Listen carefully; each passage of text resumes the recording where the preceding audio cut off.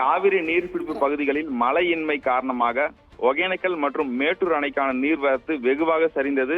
கடந்த சில வாரங்களாகவே ஒகேனக்கல் காவிரியில் 500 கன அடிக்கும் குறைவாகவே தண்ணீர் வந்தது. தற்பொழுது கேரளா மாநிலத்தில் கனமழை பெய்து வருகிறது. மேலும் கர்நாடகா மாநிலம் காவிரி நீர்பிடிப்பு பகுதிகளிலும் பரவலாக மழை பெய்து வருகிறது.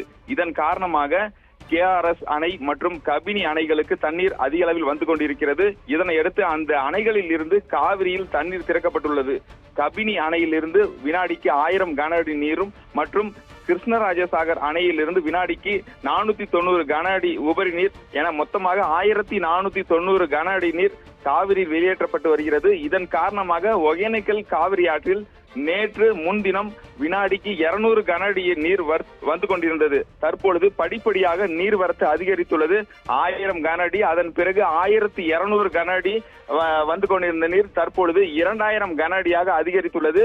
அதே சமயம் மேட்டூர் அணைக்கான நீர்வரத்தும் தொடர்ந்து சரிந்து வந்த நிலையில் நேற்று காலை 43 கன அடி மட்டுமே மேட்டூர் அணைக்கான நீர்வரத்து வந்து கொண்டிருந்தது.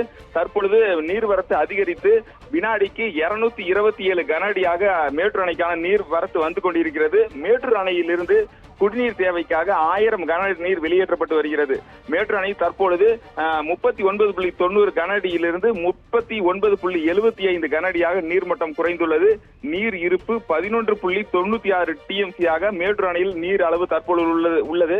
காவிரி நீர்பிடிப்பு பகுதிகளில் மேலும் மழை அதிகரிக்கும் பட்சத்திலும் கர்நாடகா மாநிலத்தில் இருந்து தமிழகத்திற்கு வர வேண்டிய தண்ணீரை வழங்கும் பட்சத்தில் தான் மேலும் நீர்வரத்தானது அதிகரிக்கக்கூடும் என்று நீர்வளத்துறை அதிகாரிகள் தெரிவித்துள்ளனர்.